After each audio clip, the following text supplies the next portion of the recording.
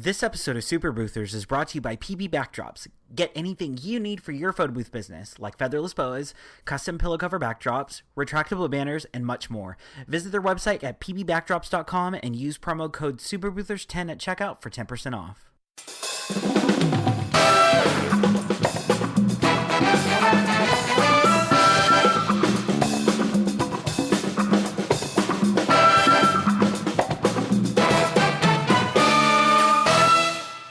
Hello and welcome to Super Boothers. My name is Ryan. And I'm Ismail, and today we are happy to be joined by Zach Thomas. Zach, welcome to the show. Hey, how's it going? Thanks for having me.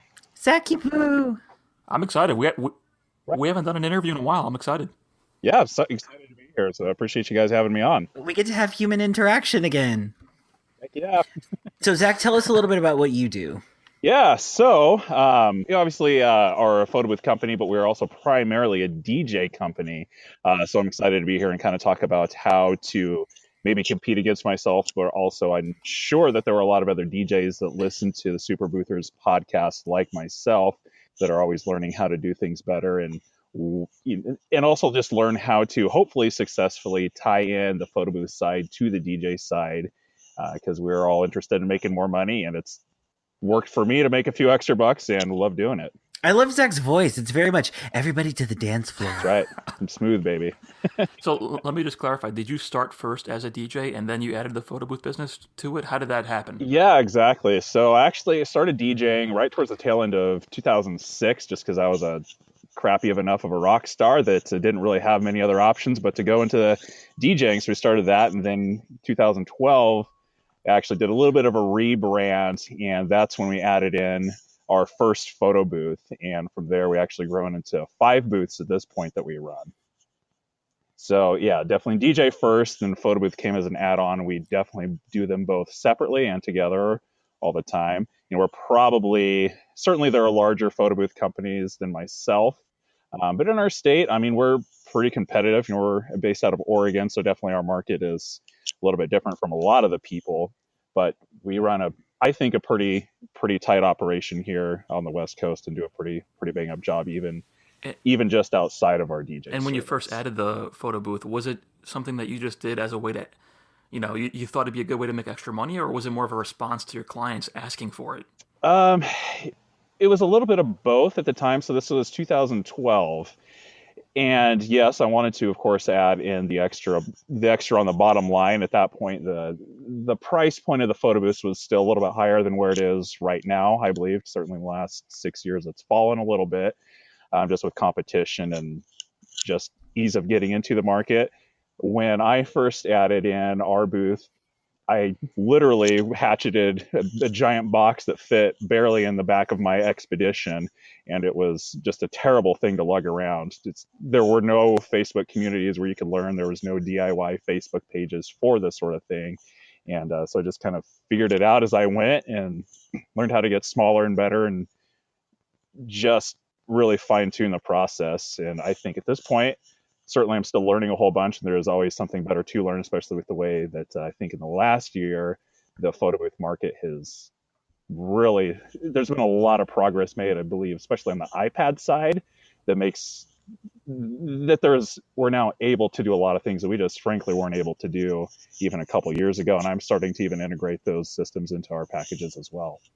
What other stuff do you offer? Like, do you offer like lighting? Do we offer anything else? Yeah, so we're essentially DJ. DJ is by far king. It's number one.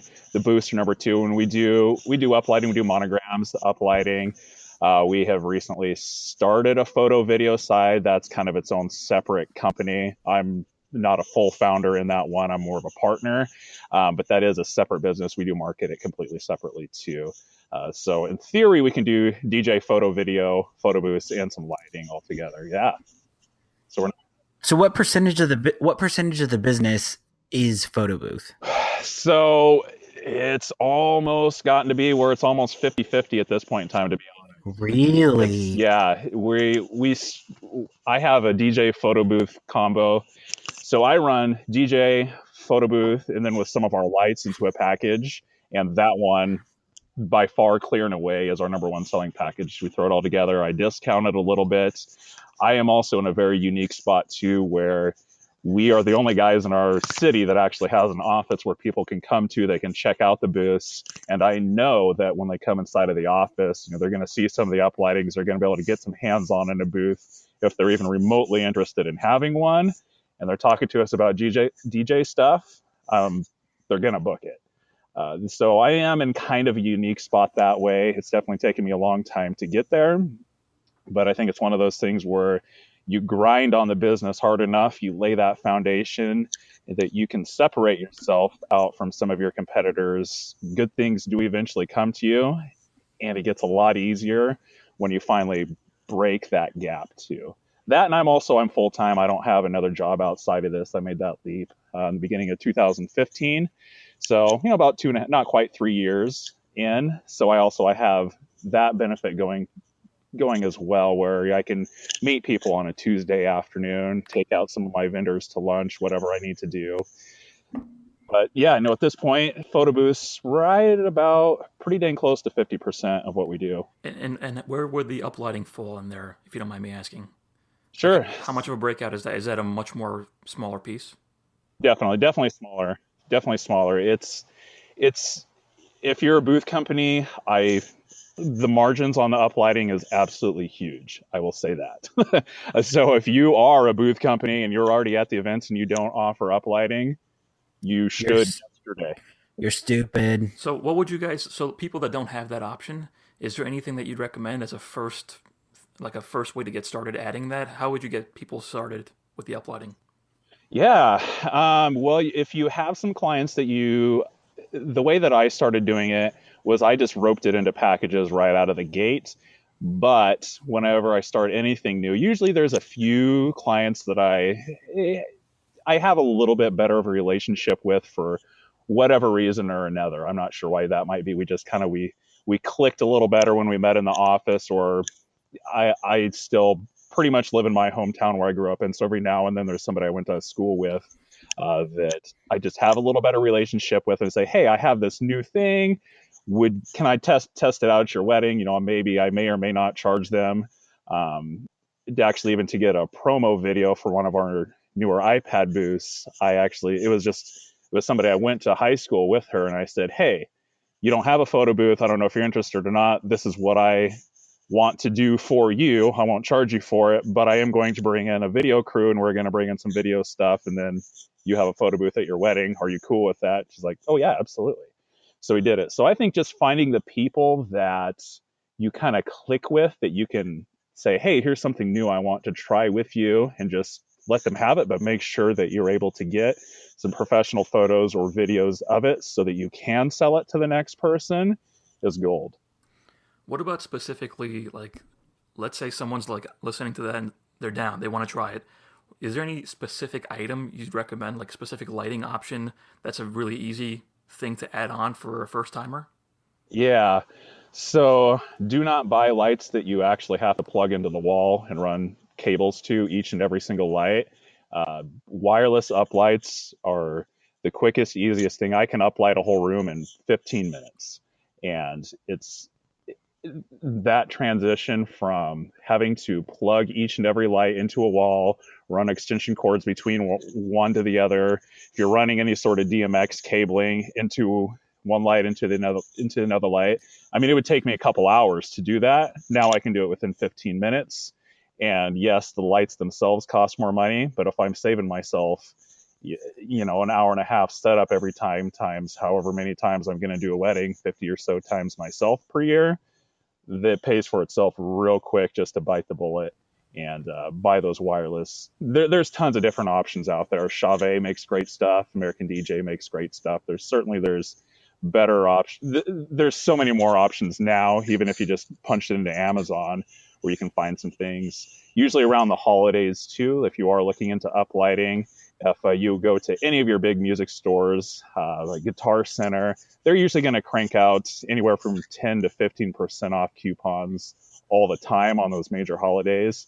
So if you're going to spend a couple $1,000 on lights, make sure you get those coupons and at least save yourself a few $100 at a time. I remember back when I used to do event production and we did floral and lighting and linens and rentals and photo booth and all sorts of stuff, I kind of went along kind of what Zach did. And, whenever we got a new product, I would bring it to venues and the venues would say like, oh, well, what would you charge? Whatever. And this is my thing is if I have a venue that's going to use it every single weekend, a couple times a weekend, I remember there were times where we would do uplighting.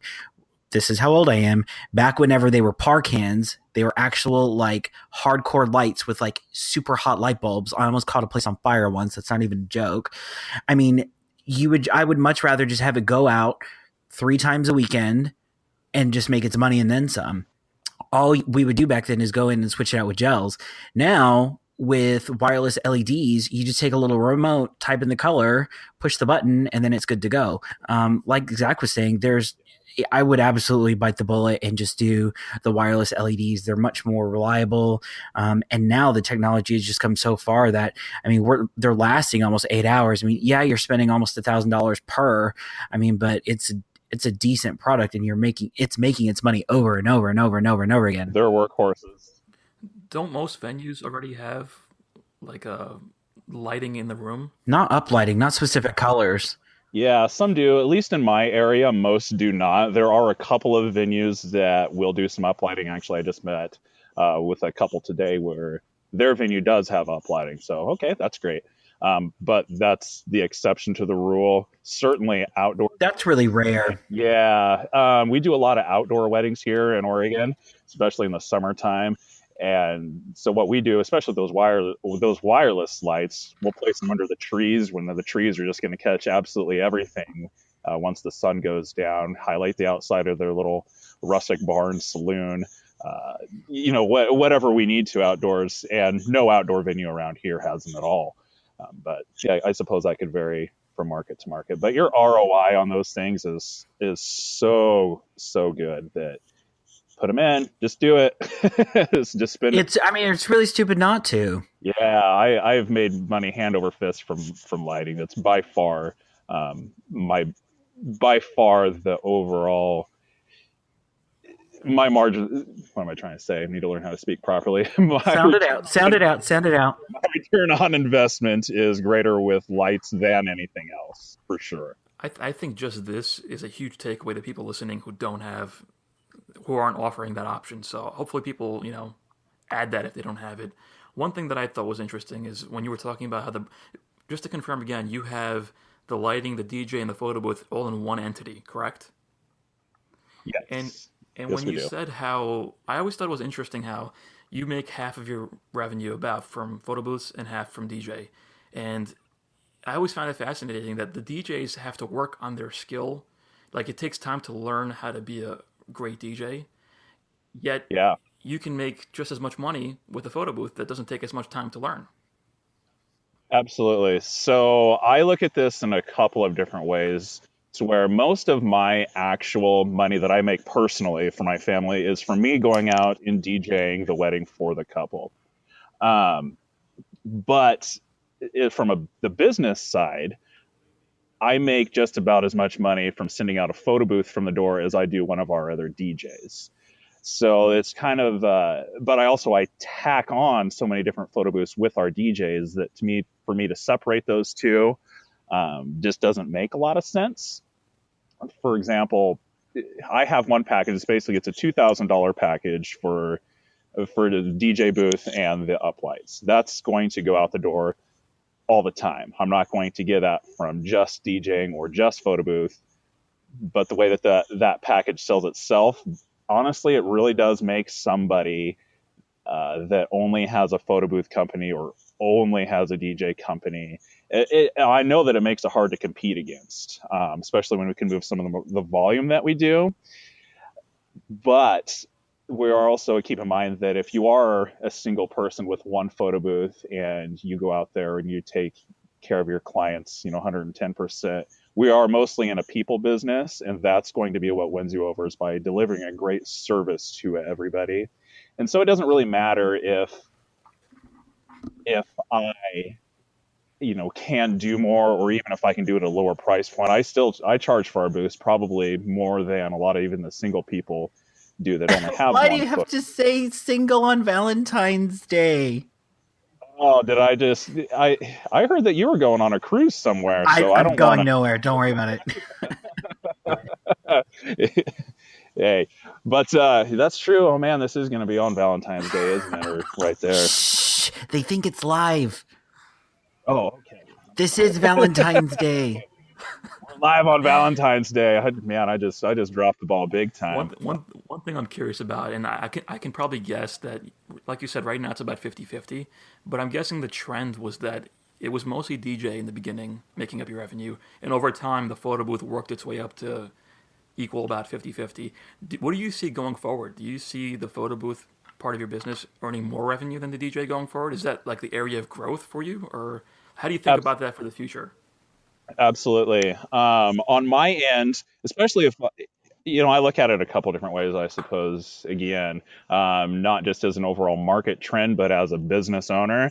As a market trend, I don't see the photo booths as going anywhere. There's more and more that booths, the software is getting better and better, and it's becoming more of a staple of entertainment in the industry itself, where 5 years ago, oh, you have a photo booth? Oh, that's so cute. That's so much fun.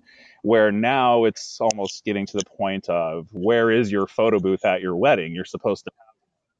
So Exactly. certainly they're not going anywhere, and it's only getting better and better.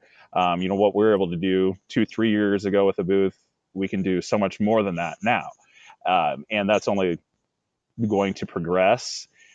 Some of the ways that I feel like I am able to sell a few more booths is definitely a DJ is one of the first things that couples seek out. They're going to book their venue, they're going to book their photographer, and then they're going to start looking for their DJ. So when I get people, if they had thought about whether or not they want a photo booth, if I was only a DJ company, they'd book us for the DJ. That's great. And then maybe 3 months, 4 months down the road, if I'm booking, 9, 10 months out on the DJ end, they might only book 3 months out for the photo booth end, but I'm going to hit them first 10 months in advance. So they already have that booth locked down. That's definitely one thing that has helped me. One thing I did want to say too while I was on here is that I know that, if anybody goes into any of the Facebook forums and types in DJ into the search bar, there's going to be a whole list of different things about DJs giving things for free, or how to compete against us when we give away things for free. First, I would say that yes, some DJs probably do give away booths for free, and I have a guy that is here locally, pretty close to me, that actually does do that, and it's fine. That's that he uses it a lot as deal closers. But like me myself, we stay pretty busy, and I charge definitely more than average for them. So certainly the money is there on the table. If you're a DJ listening to this, the money's there on the table, and if you're leaving it on the table, I think you're making a big mistake. I was just going to say before you went into that, when you consider all the factors that you mentioned about how the photo booth part is making more money, it's growing, it's going to make arguably more money going forward. How do you balance all of that? Because like you mentioned, a lot of people just throw it in there into their deal. They're leaving money on the table. Is Yeah. there? How do you balance? Like, how would you suggest these people balance including it, but not giving up all the value? Sure. So I offer a 1, 2, 3. In the way that I structure all of our pricing, I do a 1, 2, 3 type of option, and then I have an a la carte section. So if they come to see me about DJ, here's DJ package number one, DJ package number two. The number three is DJ lighting and photo booth. And if they're even remotely interested in the photo booth, well, I put in enough discounts into things that usually, um, in a lot of ways, I give the lighting almost away for free inside that package, if you will. So, they get about $550 worth of lighting out of me. But again, the lighting is something that takes me 10, 15 minutes to do. So I get that back real quick in time, where it doesn't, yes, I bought the lights, but I'm going to book that $2,000 package time and time again, instead of even at that discounted rate. So then the other thing is I have it in the a la carte section where, hey, if you want to tack in some of these other things on the other side, like a monogram or the uplighting or the photo booth, here is where it is. And then we do have our separate photo booth package pricing where if they just wanted to say, hey, we just want a booth for 2 hours, and then, okay, well, we'll just tack it in a la carte. One of our techs will come in, set it up, 110% take care of it.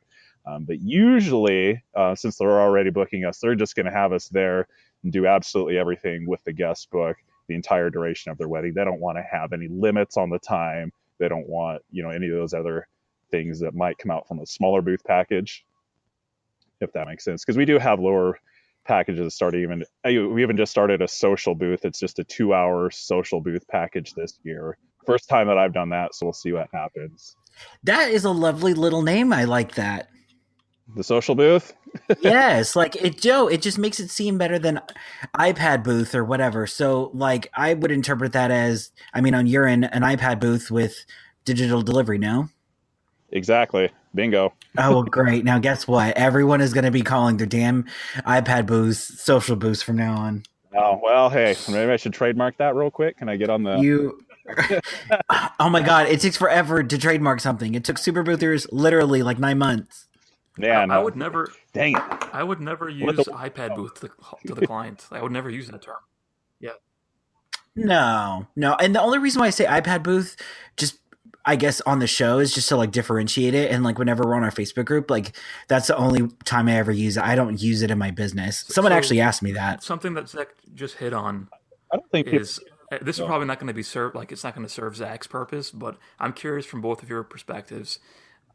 The thing that you just hit on is a huge point. A lot of people are not happy with the DJs out there that they compete with that kind of just throw in booths for nothing or for a really low price. What do you guys suggest people do as a way to combat that? I know, Zach, you mentioned that you have the client earlier on because you're a DJ, so you can hit them first. What about boothers that just do photo booths? Right. And they can't do that? How do you... Tough shit. I'm sorry. I'm sorry. It is hard. It is hard. A guy like myself, I really do try to stay on top of. I'm very much an egotistical guy when it comes to business, where I want to have the best of the best, and I want to be the absolute best of the best. So you want to open up a McDonald's right in front of the previous one. Yeah, and then shut the other one down or buy them out, and then I have everything. Yeah, so that's kind of perfect. That's my mentality. But the truth is that there really are enough events and there's enough weddings going on that if you market yourself properly, you deliver a good quality of product, and your customer service is outstanding, you're gonna stay busy, and you're going to do you're gonna do just fine. You answer your phone when the inquiry comes in through email, hit them back with the email right away. That's what people are looking for. The sooner that you can get back to somebody, the sooner that you are going to book that event for somebody else, because I guarantee you that if they go onto your website because you happen to pop up number 1 in Google or whatever else, they fill out your little inquiry field, they're going to submit it to you, and then they're going to keep on going down the page of Google, and they're going to probably do it to the next guy if they even remotely like what they see, unless all of a sudden they're scrolling down and boom, you pop back right away with some pricing, here's some photos, and ask them a few questions about their wedding. Then hey, now they're stuck on you. So customer service, honestly, that's the number one thing that I think is going to really differentiate you and set you apart more than anything else. There are definitely larger booth companies than me that I can't even compete against price wise also. So certainly I have my downfalls. Yeah, I hit them early. It makes it hard. I do believe that we deliver a good quality product too, which might make it hard. But there's also people that can do a lot of things that I can't do also. I will say that with Zach, he has a huge advantage. And a traditional photo booth company would be at the bottom of the totem pole. We're almost one of the last people booked. So if you have other services that you offer, for example, The Knot. I don't know if I'm sure there are people that advertise with The Knot or Wedding Wire, what have you, depending on what category you would go in. For example, like let's say you're a venue, you're obviously going to pay more than a florist, and a florist is going to pay more than a photo booth person. you know, it's kind of whenever the customer goes to an invitation person, that's one of the first people that they go to once they have their venue. So he has the ability of booking people super early on, and you also have to know who your customer is. So there's going to be a customer that just doesn't care. There's a customer that doesn't care about a photo booth, where if Zach says, hey, do you want a photo booth, we can include it. Sure. I mean, he just has that ability. And there are other people that have that ability as well to say, hey, if you spend $10,000 with us, we'll give you a photo booth for free. Okay, that's fine too. So my advice to, and this actually kind of came up in our Facebook group, is for someone that is a small photo booth company, you are essentially one of the last people booked, almost bottom of the totem pole whenever it comes to a bride and her priority list. My thing is, you need to be creating content that other people can't do. You have that time on your hands to create that content. There are certain photo booth companies that I absolutely love and adore, and they just have some of the greatest stuff just creatively. That's the type of person that you're going to have to get, and that's the type of person that you're going to have to market to. Hands down, yeah. That's sometimes where I think maybe my hands might get a little tied, if I'm honest, is time about a lot of that stuff, to where, I'm trying to keep our DJ schedules full, because DJ is still king of what we do. Make sure I am still staying up on the trends. But yeah, I'm not the best graphic designer in the world. And you don't have to be. Yeah, but if you making that money, you girl. can bring those monkeys into your. I never would have thought of bringing a monkey in. Monkeys are ponies fun. in, but I've never had a monkey, so you got one. So we've actually brought in a longhorn in Texas at like this. I need to post pictures of that. Now you got to get me digging and starting like a little animal collection. There should totally be a animal section to your website. I think you both hit it on the head when you talked about how big the market is and how many people get photo booths at their events now. And it's easy to harp on DJs that can offer this at a low price, but it's no different than people on Groupon or Thumbtack. There's always going to be lower price competitors, and the market, thankfully, is big enough that that's not it doesn't kill your business. You can still work your way around it. One final thing that I was curious about, and I'm always curious about because everyone kind of aspires to be a full-time business, Zach. You mentioned you made the leap into full-time. Can you talk about how that happened? What was the thought process? How did you know when it was? Can you talk? Yeah, can you talk about it and tell me how it happened? Oh yes, I can. I'm not good at accents, but yeah. So in 2014, I felt like personally I was about ready to make the leap. I myself was, I was staying busy enough that I felt like, okay, yeah, I can make this work. But I was getting married, and my wife had just finished college that year. So there were still some things financially where I waited table. I was a server. I waited tables forever. Where did you wait tables at? Please tell me it was a big chain. Tell me it was a Chili's. Is Applebee's good enough? Yes. I was really hoping for Red Lobster. No, I didn't smell like seafood too much. No, I worked at Applebee's for a while. Then I worked at kind of a local little roadhouse. So it was great. It definitely, they gave me the flexibility that I needed to. But as far as jumping into full time, in 2014, I was pretty much ready. It was just it was more and me, not so much me convincing my wife, but my wife needing to have the idea that I should go full time, if that makes sense. So when I was getting into my busy season in the summer, I was like, hey, so what do you think about me scaling way, way back? And then, well, now what do you think about me scaling way back entirely? Because I'm not the type of guy that just because I have extra time that I just want to sit around and waste it. For me, I want to go out and I want to take some of our vendors to lunch. I want to go out and make sure that I'm doing all the things that I need to continue to grow the business, just because that's me. And it was scary, honestly. But you got to take that leap. If you think that you're there and you're looking at your numbers and you think that, the truth is the matter, I was probably 80% there from where I wanted the numbers to be. But then I was like, well, but if I quit my job that's sucking out all that extra time, I can be full time and I'm available to answer those phone calls that I'm not able to answer right away. That pop up on your cell phone, nobody leaves a message. I can answer those calls and I can convert that. And I did, and it's worked. Then we had a second baby. My wife was able to stay home for a year. and we all had dinner every night, so it worked out, and I couldn't be happier. It was probably the best thing, next to, of course, marrying my wife, that I've done for our family, was to actually go full time. Aw, happy Valentine's Day. Zach, thank you so much for joining us today. Thanks again for having me. Yeah, thanks, Zach. Really appreciate it. My pleasure. Thank you. Thank you so much for listening. Please go to our Facebook group and follow us on Facebook, and we have, I guess, like some fun stuff that we post on there, and we're also going to be doing a giveaway next week, so stay tuned for that. Thanks so much for listening. We'll see you next week.